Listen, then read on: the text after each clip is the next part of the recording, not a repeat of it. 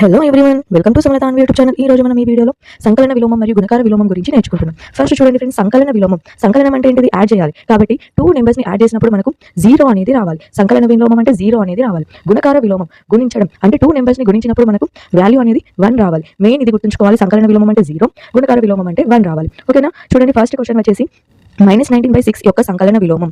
-19/6 కి దేన్ని యాడ్ చేస్తే మనకు మళ్ళీ 0 వస్తుంది? +19/6 అనేది యాడ్ చేస్తే మనకు 0 వస్తుంది. సంకలన విలోమంలో గుర్తుంచుకోవాల్సిన మెయిన్ టాపిక్ ఏంటిది అంటే, మనకు క్వశ్చన్ అనేది నెగిటివ్ లో ఇస్తే మనకు ఆన్సర్ అనేది పాజిటివ్ లో వస్తుంది. ఒకవేళ క్వశ్చన్ అనేది పాజిటివ్ లో ఇస్తే ఆన్సర్ అనేది నెగిటివ్ లో వస్తుంది. చూడండి, -19/6 +19/6 రెండు కూడా క్యాన్సిల్ అయిపోతే మనకు 0 అనేది వస్తుంది. కాబట్టి సంకలన విలోమం అనేది 0 రావాలి. అలాగే -5/9 యొక్క గుణకార విలోమం. గుణకార విలోమం అంటే ఏంటిది? 1 అనేది రావాలి. అంటే ఇక్కడ గుణకార విలోమంలో మనం లవహారాలను మార్చి రావాలి. ఇక్కడ ఏదైతే సింబల్ ఉంటుందో మళ్ళీ ఆన్సర్ అదే సింబల్ ఉంటుంది, కానీ లవహారాలు న్యూమరేటర్ అనేది డినామినేటర్ అవుతుంది, డినామినేటర్ అనేది న్యూమరేటర్ అవుతుంది. అంటే 9/5.